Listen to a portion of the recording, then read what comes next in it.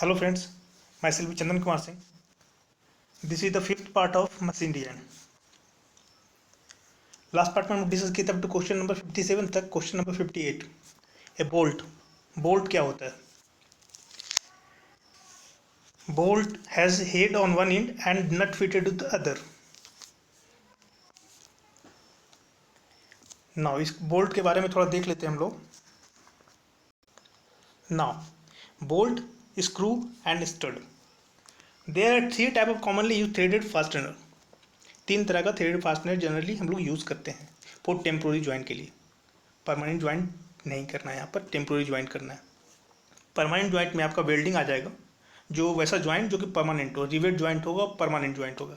यहाँ पर जो ज्वाइंट बन रहा है वो टेम्पोररी ज्वाइंट है. तो अगर दो पार्ट को अगर हमको फास्टन करना है, दोनों को एक दूसरे के साथ जोड़ना है, तो यहाँ पर हम लोग नट एंड बोल्ट दोनों यूज़ किए हैं. ये आपका बोल्ट का हेड है, ये बोल्ट का सैंक है और ये बोल्ट का टेल है. यहाँ पर एक नट हम लोग यूज़ किए हैं, इसको हम लोग बोलते हैं through out bolt. Second one जो आपके पास ये दिख रहा है, इसको हम लोग स्क्रू भी बोलते हैं या टैप बोल्ट भी बोलते हैं. टैप बोल्ट कहने का मतलब है कि यहाँ पर एक होल है, टैप्ड होल है, जो कि पूरा थ्रू आउट होल नहीं है, मतलब हाफ से ज़्यादा टैप्ड होल है. इसके अंदर इस बोल्ट को हम जब टाइटन करते हैं with the application of torque, यहाँ पर टॉर्क अप्लाई करते हैं तो टाइटन होता है, तो इसको हम लोग बोलते हैं टैप बोल्ट. थर्ड जो है जिसको हम लोग बोलते हैं स्टड, इसका दोनों एंड आपका थ्रेडेड रहता है. ये एंड भी आपका थ्रेडेड है और ये एंड भी आपका थ्रेडेड है. दोनों एंड थ्रेडेड है, मतलब इसका एक एंड को आप टैप होल के अंदर जाके टाइटन कर सकते हैं और दूसरा एंड में आप नट यूज़ करते हैं. यहाँ पर बोल्ट का हेड नहीं होता है इस पर्टिकुलर केस में. तो ये आपका बोल्ट है, स्क्रू और स्टड. ये आपका थ्रू आउट बोल्ट है, ये आपका टैप बोल्ट है और ये आपका स्टड है. यहाँ पर ये जो है ये एक्चुअल में आपका नट है.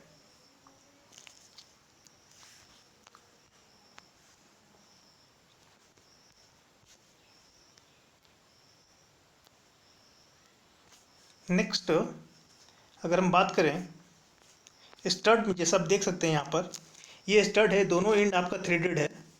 एक ये पार्ट आपका आ जाएगा टैप होल में और ये पार्ट में आपका नट लगेगा. The stud is screwed into tapped hole, one of the component, and pass through the clearance hole in the second component. And nut is then screw over the exposed thread.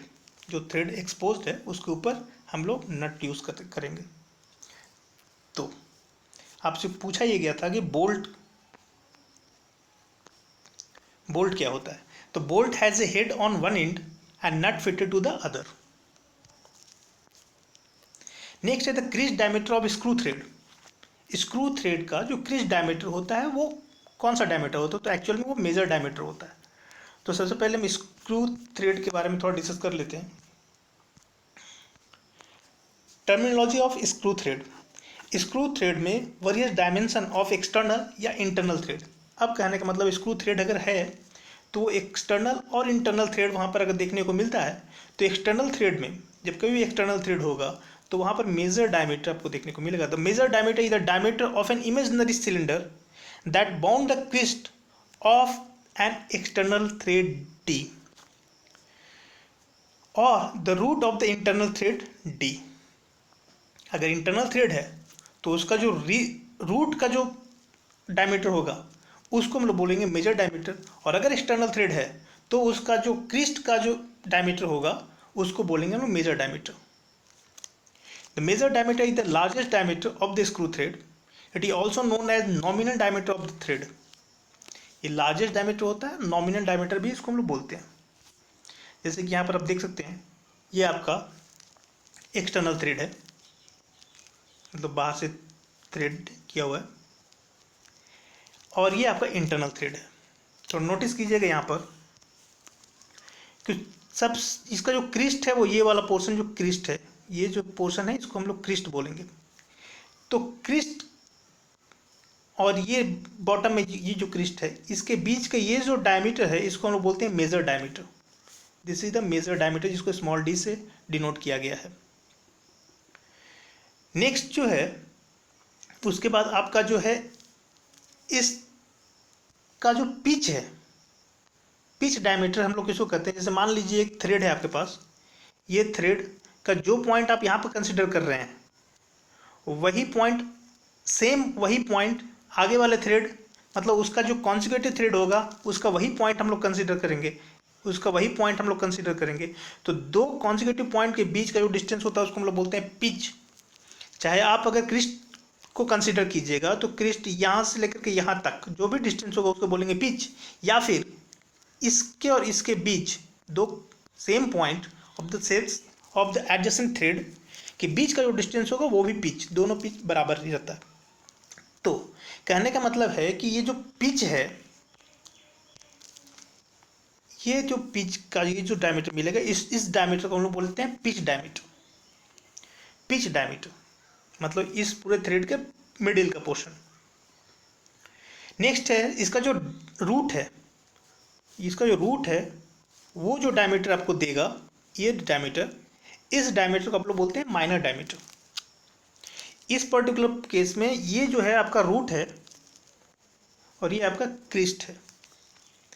इस thread का एक angle होता है, angle बहुत ज़्यादा important है, किसी भी थ्रेड का एंगल बहुत ज़्यादा इंपॉर्टेंट होता है, वो एंगल आपको ध्यान में रखना होगा। और पिच जैसा हम बताए कि यहाँ से लेकर के यहाँ तक के डिस्टेंस को यहाँ पर पिच दिखाया गया है।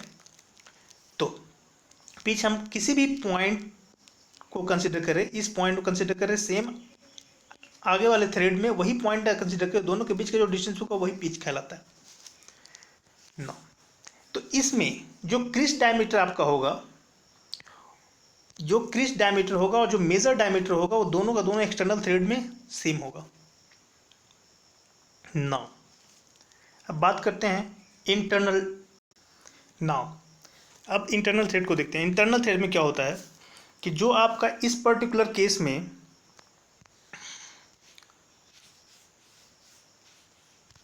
रूट था, जो आपका इस पर्टिकुलर केस में, आप ये समझिए कि नीचे से ये जो पोर्शन है ये आपका क्रिस्ट है और ये वाला आपका रूट है।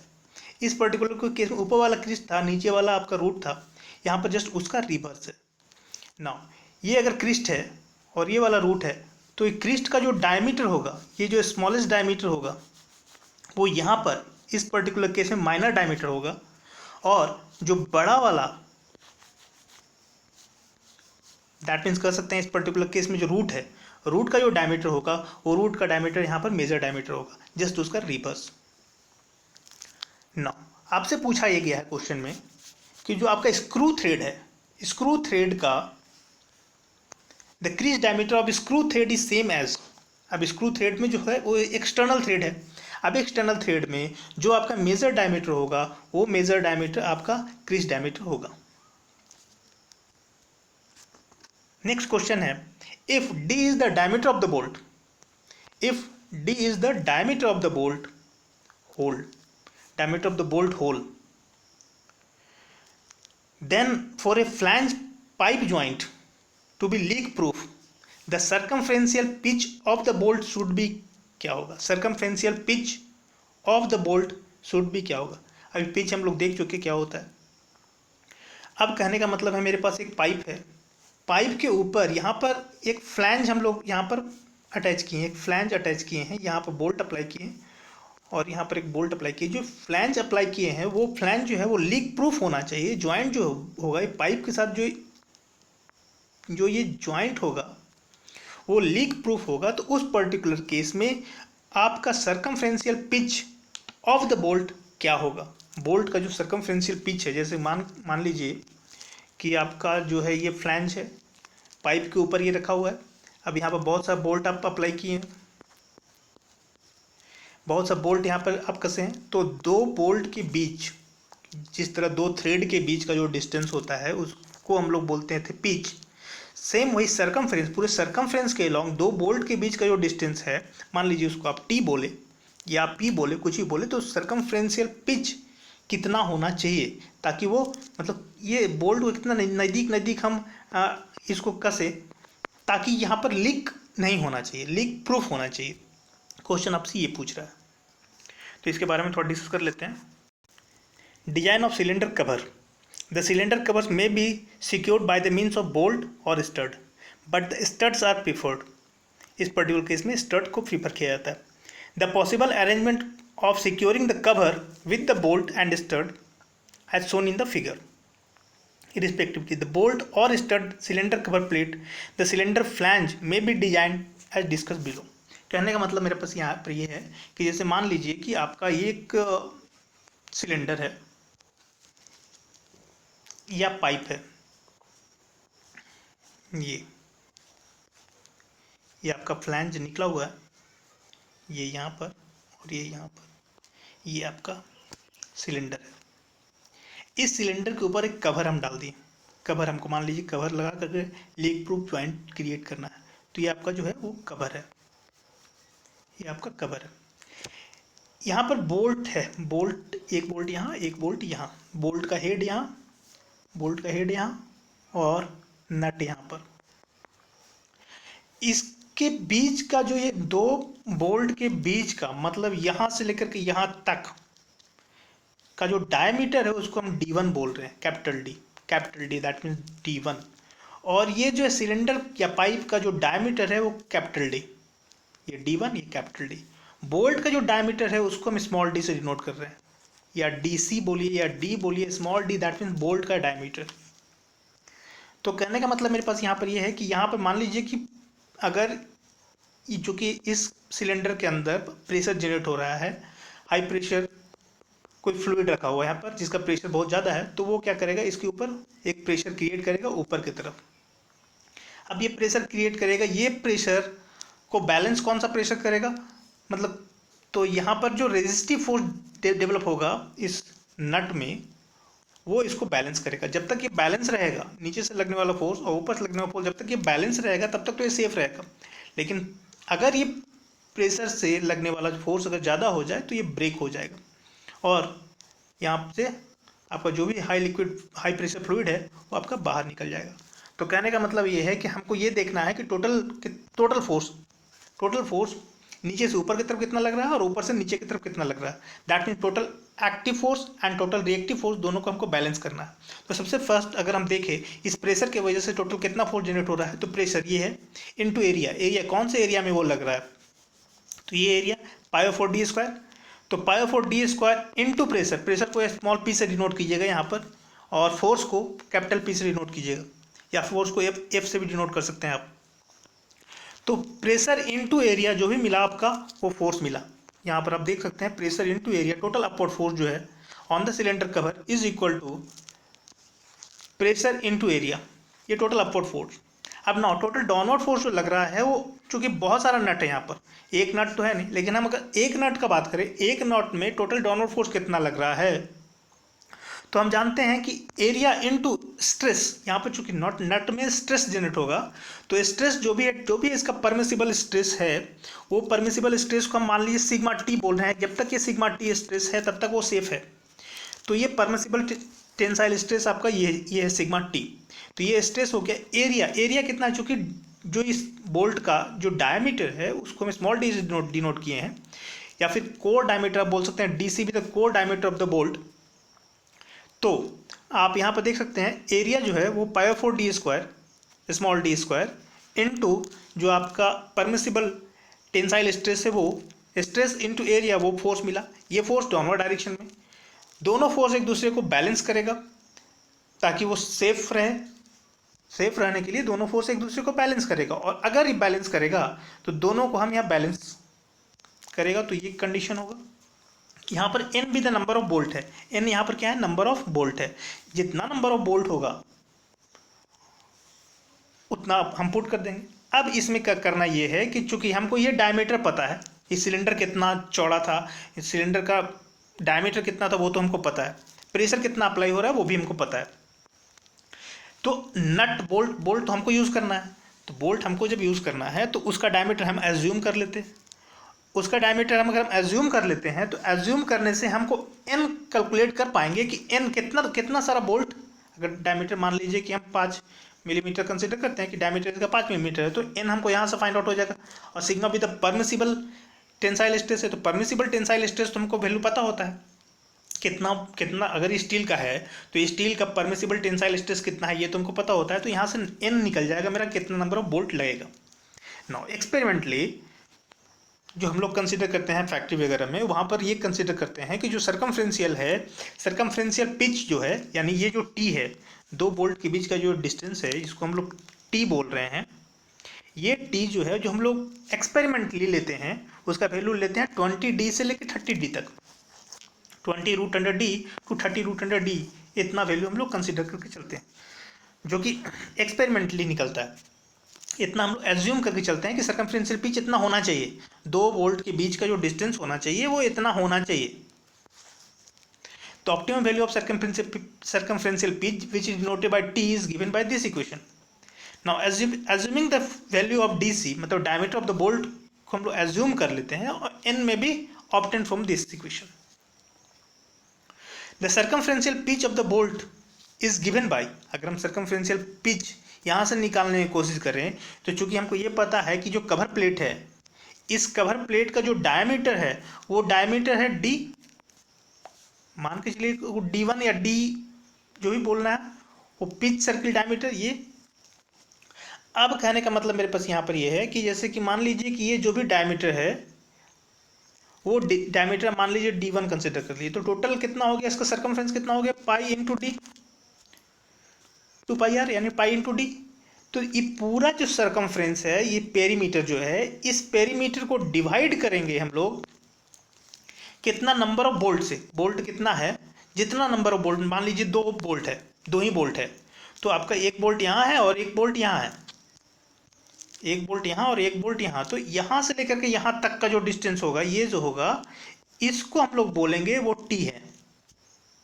तो T कैसे निकलेगा, T पूरा पाई D है, पूरा पाई D है डिवाइडेड बाय नंबर ऑफ जो भी बोल्ट है वो, तो नंबर ऑफ बोल्ट, तो यहाँ से हमको सर्कमफ्रेंशियल पिच निकल जाएगा जो कि एक्सपेरिमेंटली कितना होता है 20√D से लेकर 30√D तक होता है। In order to make the joint leak proof, in order to make the joint leak proof, the value of T should be between 20√D to 30√D, where D is the diameter of the bolt hole. Also, the bolt is less than 16 millimeter diameter should never be used to make the joint leak proof. ये भी आप याद रखिएगा।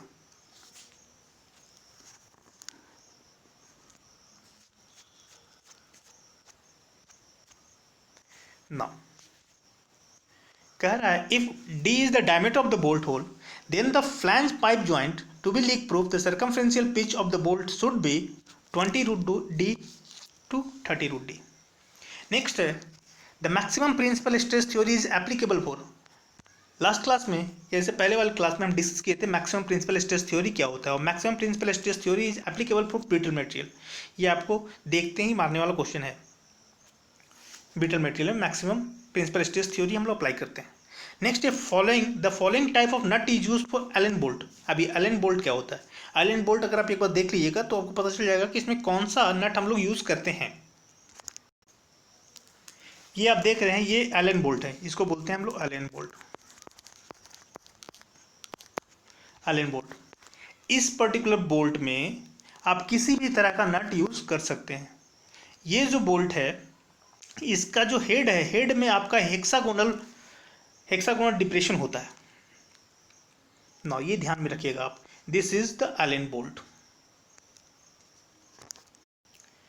Next question है, हाँ तो यहाँ पर इस क्वेश्चन में क्या था, the following type of nut is use for Allen bolt. Allen bolt में हम किसी भी तरह का नट यूज कर सकते हैं, ऑप्शन नंबर ई। नेक्स्ट है ए स्टड। स्टड क्या होता है, स्टड में हम लोग देखें तो स्टड में क्या होता है, दोनों एंड आपका थ्रेडेड होता है, both in threaded. Next shear stress theory is applicable for, shear stress theory किसके लिए एप्लीकेबल है, तो शेयर स्ट्रेस थ्योरी हम लोग पहले ही पढ़ चुके हैं, तो वो डक्टाइल मेटेरियल के लिए एप्लीकेबल है। नेक्स्ट है टैप बोल्ट। टैप बोल्ट में क्या होता है, टैप बोल्ट कहाँ जाता है, टैप होल में जाता है, तो टैप बोल्ट हैज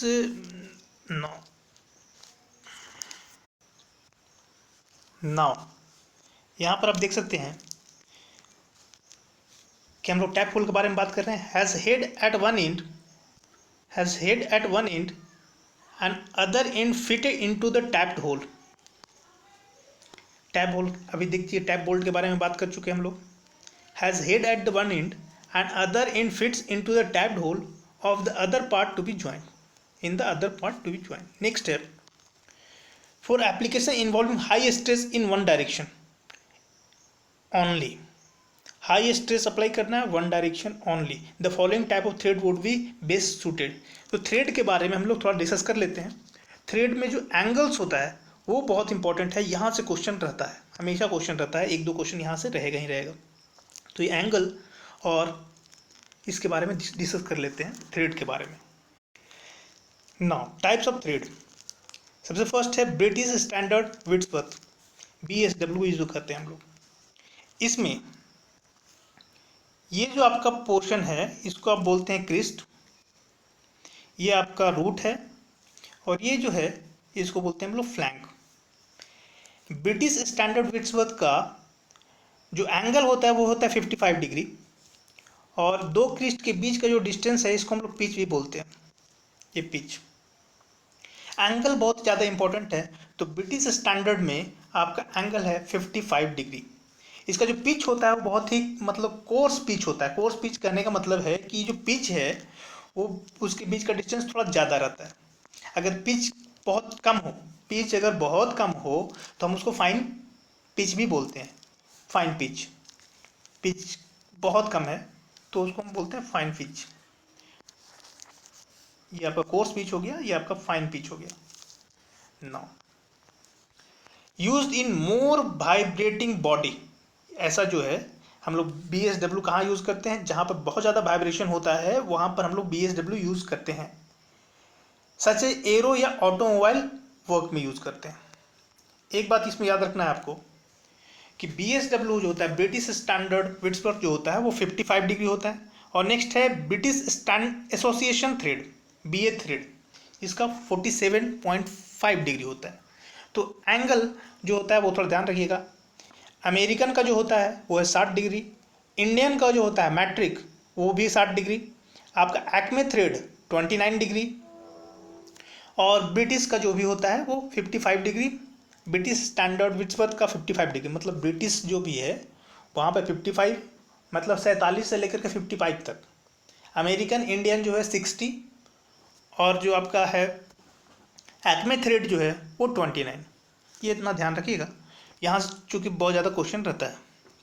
तो BSW 55 डिग्री एंगल होता है, और ये मोर वाइब्रेटिंग बॉडी के केस में इसको यूज़ करते हैं हम लोग। नेक्स्ट है British association thread. British association thread में 47.5 डिग्री होता है, तो इसको याद रखिएगा, ब्रिटिश एसोसिएशन थ्रेड में 47.5 डिग्री होता है। यहाँ पर फाइन थ्रेड आपको देखने को मिलता है, और ऊपर वाले केस में ब्रिटिश स्टैंडर्ड विड्थवर्थ में आपको देखने को मिलता है कोर्स पिच, इसमें फाइन पिच रहता है। ब्रिटिश एसोसिएशन थ्रेड में आपका फाइन पिच होता है। Used in instrument with precision work, instrument वगैरह में इसका यूज़ किया जाता है। छोटे छोटे जो इंस्ट्रूमेंट, मैकेनिकल इंस्ट्रूमेंट बनता है, म्यूजिक का जो इंस्ट्रूमेंट बनता है उसमें इसका यूज़ किया जाता है। इसमें थ्रेड जो होता है बहुत ही फाइन होता है, और जो एंगल होता है वो 47.5 डिग्री होता है, ये भी आपको ध्यान में रखना है इसमें। नेक्स्ट है अमेरिकन नेशनल स्टैंडर्ड थ्रेड, जिसको सेलर्स थ्रेड भी बोलते हैं। इसमें जो होता है क्रिस्ट और रूट दोनों का दोनों फ्लैट होता है, ये थोड़ा ध्यान दीजिएगा, दोनों का दोनों फ्लैट होता है। वो अमेरिकन इंडियन ने बताया कि हम वो 60 डिग्री होता है, तो 60 डिग्री जनरली इसको रफ वर्क के लिए यूज़ करते हैं हम लोग। ये बोल्ट नट वगैरह में जनरली हम लोग American national standard thread use करते हैं, ये आपको ध्यान में रखना है। ब्रिटिश में 47 से लेकर 55 तक, ठीक है। अमेरिकन 60, इंडियन 60, एक्मे थ्रेड 29, ये आपको ध्यान में रखना है। ब्रिटिश एसोसिएशन जो है 47.5, और ब्रिटिश स्टैंडर्ड जो होता है 55 डिग्री, ये आपको ध्यान में रखना है। नेक्स्ट है unified standard thread. Unified standard thread में जो होता है उसका क्रिस्ट और रूट जो होता है राउंडेड होता है with an angle 60 degree. Unified standard thread angle जो होता है 60 डिग्री, जनरली जो होता है कनाडा, US वगैरह में यूज़ होता है, ब्रिटेन में भी यूज़ होता है। नो, यहाँ पर ध्यान ये रखना है कि अमेरिका, इंडिया, कनाडा वगैरह वगैरह में हम लोग इसको यूनिफाइड स्टैंडर्ड थ्रेड यूज़ करते हैं। नेक्स्ट है स्क्वायर थ्रेड। स्क्वायर थ्रेड जो होता है transmission power in either direction. अब पावर का जो ट्रांसमिशन है वो इधर से इधर भी हो सकता है और इधर से इधर भी हो सकता है, मतलब दोनों डायरेक्शन में पावर का ट्रांसमिशन होता है। नाउ इसका यूज़ कहाँ करते हैं? स्क्रू जैक में यूज़ करते हैं। स्क्रू जैक में आपका स्क्वायर थ्रेड देखने को मिलता है। और फीड मैकेनिज्म में, अगर लेथ मशीन में फीड मैकेनिज्म है तो वहाँ पर हम लोग स्क्वायर थ्रेड यूज़ करते हैं, क्योंकि पावर वहाँ पर हमको दोनों डायरेक्शन में चाहिए। मतलब कि टेल स्टॉक से हेड स्टॉक की तरफ भी चाहिए और हेड स्टॉक से टेल स्टॉक की तरफ भी चाहिए, तो वहाँ पर हम लोग स्क्वायर थ्रेड यूज़ करते हैं लेथ के फीडिंग मैकेनिज्म में। नेक्स्ट है इफ़िशियंसी जो होता है, वो इफ़िशियंसी इसमें हाई होता है। Efficiency is a function of slope. इसमें रूट स्ट्रेंथ जो होता है वो लो होता है। रूट स्ट्रेंथ जो होता है इस पर्टिकुलर केस में आपका लो देखने को मिलेगा। रूट स्ट्रेंथ आपका लो देखने को मिलेगा, लेकिन अगर ऐसा होता तो इसमें रूट जो है आपका उसका स्ट्रेंथ ज़्यादा है। इस पर्टिकुलर में केस में रूट जो है ये नहीं, ये जो आपका रूट है, ये आपका क्रिस्ट है, ये आपका रूट है। इस सरफेस को हम फ्लैंक भी बोलते हैं। इसका जो एंगल होता है 90 डिग्री होता है, उधर देखने से ही पता चल रहा है ना। तो रूट स्ट्रेंथ इसमें लो होता है, लेकिन इफिशियंसी हाई होता है। दोनों डायरेक्शन में इसमें पावर ट्रांसमिट हो सकता है, इस डायरेक्शन से इस डायरेक्शन में भी, इस डायरेक्शन से इस डायरेक्शन में भी। Now pitch of the square thread is the 2 into pitch of the British standard Whitworth. मतलब उसके पिच के कंपैरिजन में इसका पिच जो होता है वो ज़्यादा होता है, दुगना होता है। उसके पिच के कंपैरिजन में, ब्रिटिश स्टैंडर्ड विट्सवर्थ के कंपैरिजन में इसका पिच डबल होता है। पिच के बीच का डिस्टेंस, पिच गलत है, पिच स्क्वायर थ्रेड डबल होता है for the same diameter. Same diameter का अगर है तो उस पर्टिकुलर केस में डायमीटर अगर सेम हो तो उस पर्टिकुलर केस में इसका जो पिच होता है वो डबल होता है BSW के कंपैरिजन में। इफिशियंसी हाई होता है, पावर दोनों डायरेक्शन में ट्रांसमिट हो सकता है। ये स्क्रू जैक में यूज़ होता है, मशीन के फीडिंग मैकेनिज्म में यूज़ होता है। इतना बात ध्यान रखना है, ज़्यादा इसमें डिटेल में नहीं। नेक्स्ट है एक्मे थ्रेड। एक्मे थ्रेड जो होता है वो बेंच वाइस में यूज़ होता है और lead screw of the lathe में यूज़ होता है। ये modification of the square thread का मॉडिफिकेशन है विथ लॉन्गर रूट। इसमें रूट जो होता है वो आपका लॉन्गर रहता है, बड़ा रहता है। ये रूट का जो स्ट्रेंथ है इसमें ज़्यादा रहता है। इसका जो एंगल होता है 29 डिग्री होता है, ये आपको ध्यान रखना है। बेंच वाइस में यूज़ करते हैं हम लोग एक्मे थ्रेड। ये बहुत इंपॉर्टेंट है, एक्मे थ्रेड बेंच वाइस में यूज़ करते हैं। और लीड स्क्रू ऑफ लेथ का जो लीड स्क्रू होता है वहाँ पर हम लोग एक्मे थ्रेड यूज़ करते हैं। नेक्स्ट है नकल थ्रेड। नकल thread is the modification of the square thread. ये भी स्क्वायर थ्रेड का मॉडिफिकेशन है, जिसका राउंडेड क्रिस्ट और बॉटम, टॉप और बॉटम राउंडेड होता है। इस पर्टिकुलर केस में टॉप और बॉटम जो होता है वो राउंडेड है, जैसा कि आपको यहाँ पर दिख रहा है। ये डिस्टेंस को हम पिच बोलते हैं, आपको ये पता होगा ना। ये जो राउंडेड है, ये राउंडेड कितना, इसका रेडियस कितना होगा, तो P/4 के अप्रोक्स रेडियस होता है। और यहाँ से लेकर के यहाँ तक जो इसका डेप्थ है वो P/2 होता है। तो डेप्थ जो है P/2 और इसका जो रेडियस है, राउंडेड का जो रेडियस है, चाहे कोई भी राउंडेड हो, उसका जो रेडियस है वो P/4 के अप्रोक्स बराबर रहता है। रेलवे कैरेज कपलिंग में हम लोग इसका यूज़ करते हैं। नकल थ्रेड का रेलवे कैरेज कपलिंग में हम लोग यूज़ करते हैं। और बोतल का नेक वगैरह रहता है, ग्लास बॉटल का जो नेक आपको देखने को मिलता है ग्लास बॉटल का, तो वो आपका नकल थ्रेड रहता है। मोल्डेड इंसुलेटर अगर है, मोल्डेड इंसुलेटर है जो कि आपको पोल वगैरह में देखने को मिलेगा, इलेक्ट्रिक पोल जो रहता है वहाँ पर अगर इंसुलेटर लगा हुआ है, तो इंसुलेटर का जो रहता है, आप देखे होंगे इंसुलेटर का, इस तरह का इंसुलेटर का बना रहता है। यहाँ से वायर आया और यहाँ वायर है, दोनों को ऊपर से ऐसे जोड़ देते हैं हम लोग। ये इंसुलेटर है। इंसुलेटर के थ्रू एक करंट का ट्रांसमिशन नहीं होता है, ये ऊपर के से जो वायर है उससे पावर का, उससे इलेक्ट्रिसिटी का ट्रांसमिशन होता है। तो कहने का मतलब है कि इंसुलेटर जो होता है उसका जो थ्रेड है, अगर आप थ्रेड को गौर से देखिएगा तो वो भी नकल थ्रेड होता है। क्योंकि मोल्डिंग के द्वारा बनाया जाता है वो इंसुलेटर। नेक्स्ट है बटरेस थ्रेड। आपका जो क्वेश्चन पूछ रहा था वो बटरेस थ्रेड का ही क्वेश्चन था कि इसमें पावर सिर्फ एक डायरेक्शन में ट्रांसमिट होता है। Power transmission use to transmit power in one direction only, एक डायरेक्शन में। जबकि स्क्वायर थ्रेड में हम लोग देखें कि पावर दोनों डायरेक्शन में ट्रांसमिट होता है। और भी जितना भी थ्रेड देखे हैं उसमें भी पावर आपका दोनों डायरेक्शन में ट्रांसमिट होता है, लेकिन इस पर्टिकुलर केस में बटरेस थ्रेड में पावर आपका एक डायरेक्शन में ट्रांसमिट होता है। स्पिंडल ऑफ बेंच वाइज का जो स्पिंडल होता है वहां पर बटरेस थ्रेड आपको देखने को मिलता है। इसमें एंगल कितना होता है वो थोड़ा गौर कीजिएगा। नौ, ये जो एंगल है 45 डिग्री और ये जो एंगल है वो है आपका 7 डिग्री। इसका जो इस तरह का फॉर्मेशन रहता है, मतलब 45 और 7 कितना हो गया, 52 डिग्री का एंगल होता है इसमें। अगर वर्टिकल से बात करें तो ये एंगल 45 डिग्री और ये एंगल 7 डिग्री, ये आपको ध्यान में रखना है इस बटरेस थ्रेड में। बटरेस थ्रेड से क्वेश्चन आता है कि power transmit only in one direction, एक डायरेक्शन में पावर का ट्रांसमिशन। इसमें भी रूट का स्ट्रेंथ बहुत ज़्यादा होता है। अगर रूट को गौर से देखिएगा तो रूट का स्ट्रेंथ इसमें बहुत ज़्यादा होता है। नाउ नेक्स्ट है इंडियन थ्रेड, जिसको हम लोग मैट्रिक थ्रेड भी बोलते हैं, इंडियन स्टैंडर्ड। ये सिमिलर टू BSW होता है with included angle is 60 degree. इसमें जो इंक्लूडेड एंगल होता है वो 60 degree. American, Indian, unified standard जो भी देखें हम लोग उसमें 60 डिग्री होता है। अब ब्रिटिश में हम लोग देखें, ब्रिटिश एसोसिएशन में देखें हम लोग वो कितना देखें 47.5, और ब्रिटिश स्टैंडर्ड में देखें 55 डिग्री। तो एंगल आपको ध्यान में होना चाहिए, British standard 55 degree, British association 47.5 degree, नकल में 47 और 5 डिग्री, और आपका अमेरिकन नेशनल स्टैंडर्ड में 60 डिग्री, यूनिफाइड में भी 60 डिग्री। तो नाउ क्वेश्चन में लौटते हैं हम लोग। Now for application involving high stress in one direction में हाई स्ट्रेस, तो उसमें क्या बटरेस थ्रेड यूज करते हैं हम लोग। बस बटरेस थ्रेड का एंगल आप बताइए। एंगल है 47 डिग्री और 5 डिग्री, दैट मीन 52 डिग्री का एंगल रहता है। नेक्स्ट है the included angle of unified American national standard 60 degree.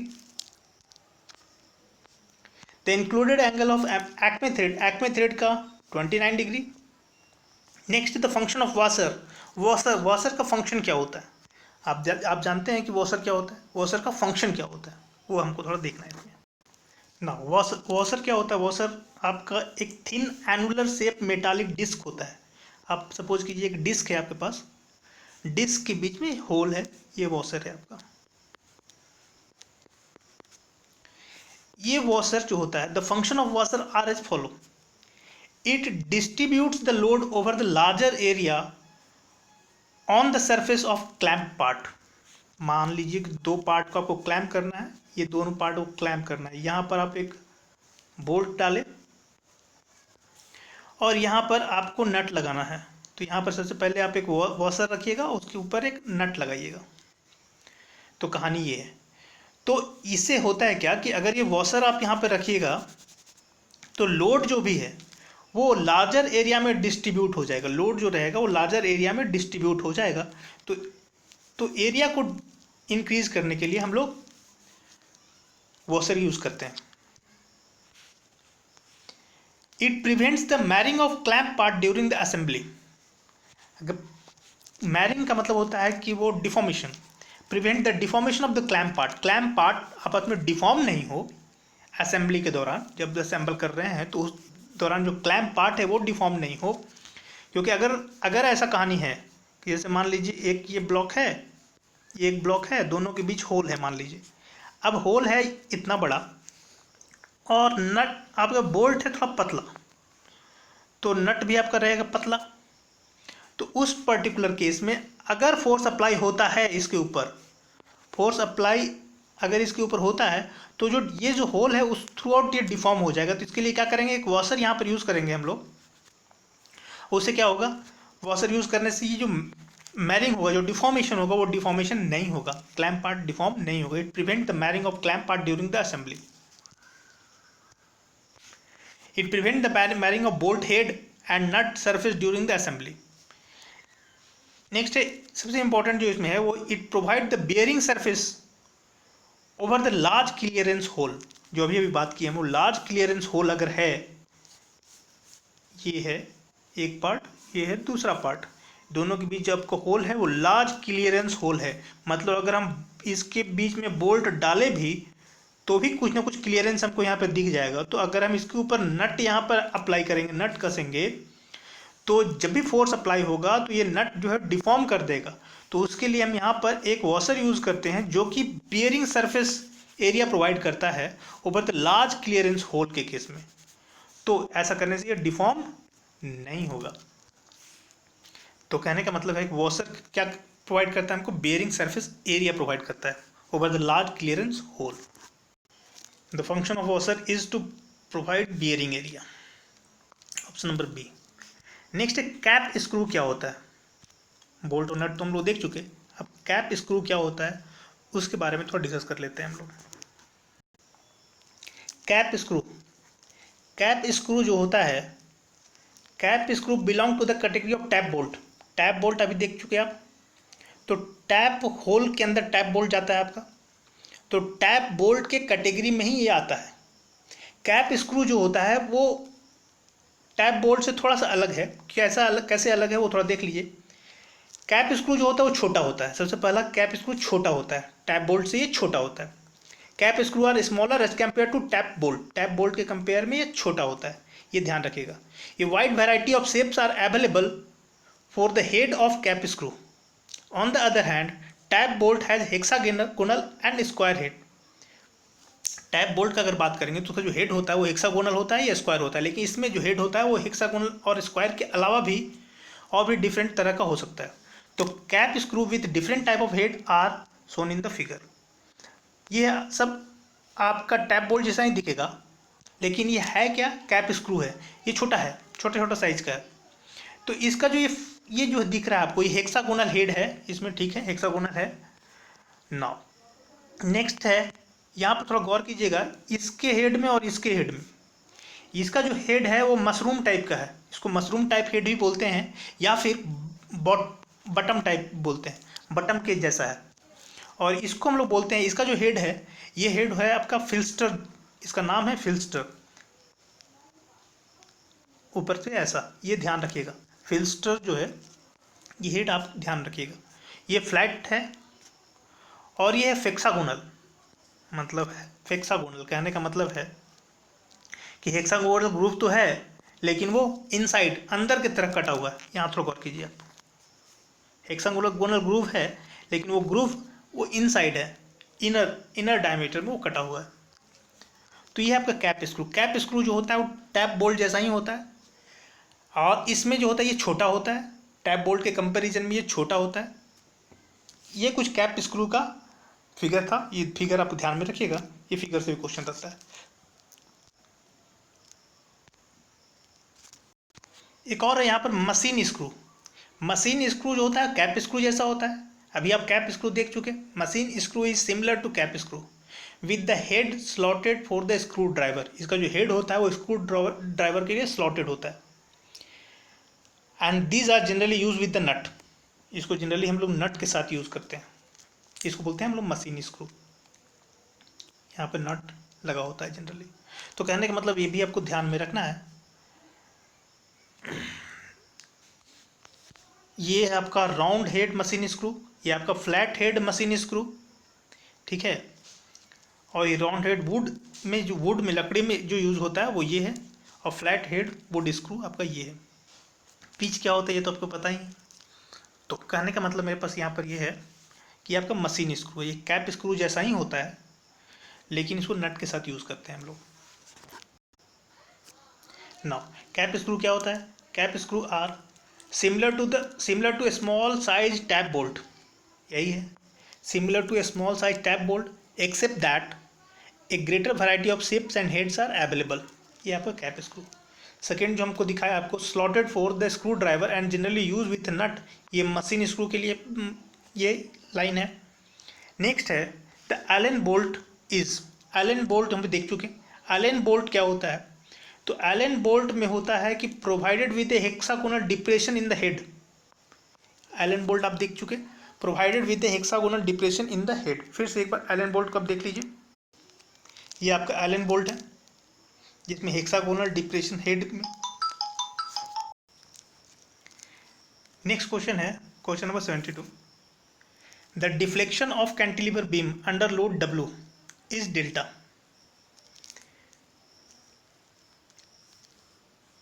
कहने मतलब एक कैंटिलीवर बीम है मेरे पास, यहाँ पर लोड लग रहा है आपका W, तो डिफ्लेक्शन कितना होगा। आप लोग स्ट्रेंथ ऑफ मटेरियल पढ़े हैं, डिफ्लेक्शन हमको बताइए कितना होगा। Delta is equal to WL3/3EI, ये आपको याद होगा, WL3/3EI।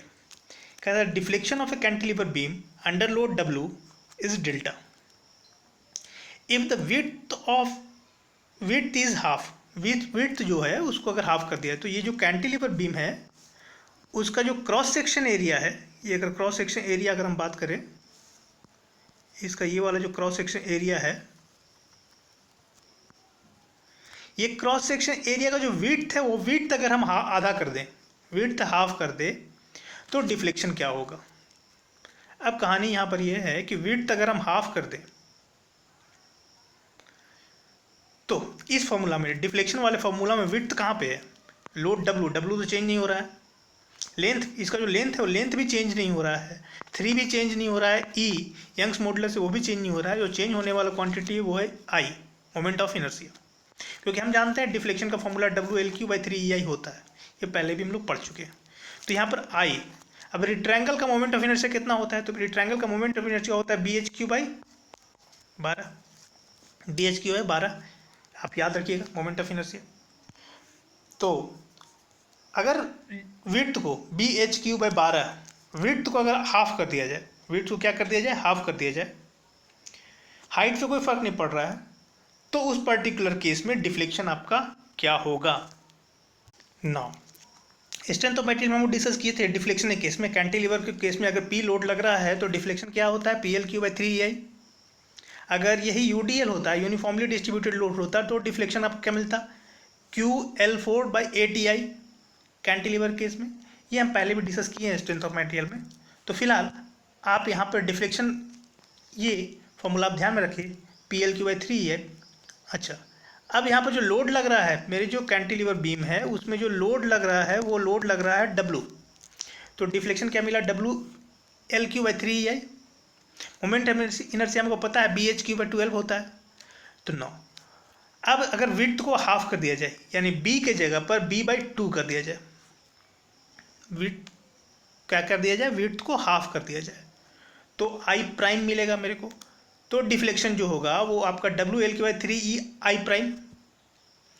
I' is equal to I/2 भी आप कह सकते हैं, I' is equal to I/2 भी कर सकते हैं।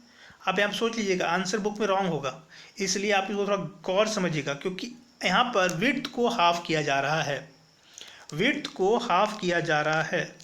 तो विड्थ को जब हाफ किया जा रहा है तो B/2, और विड्थ इस में विड्थ आपका एक ही जगह पर है, वो है मोमेंट ऑफ इनर्शिया वाले में। तो I' is equal to I/2 आप पुट कीजिएगा, तो I/2 अगर पुट कीजिएगा तो I यहाँ और 2 यहाँ चला जाएगा I' के जगह पर। तो आपको इतना पता है कि इतना, this is equal to this, that mean delta' is equal to 2 into delta, delta' is equal 2 into delta, ये आप ध्यान में रखिएगा। नाउ तो इस पर्टिकुलर क्वेश्चन में हम देखें क्या, अगर deflection of cantilever beam under load W is delta if the width is half, width को अगर हाफ कर दिया जाए, then the deflection under the load W कितना होगा, 2 इंटू डेल्टा, ये आप ध्यान में रखिएगा। आंसर में आपका 4 डेल्टा है, लेकिन एक्चुअल में यहाँ होगा क्या, 2 इंटू डेल्टा, क्योंकि विड्थ को हाफ किया जा रहा है।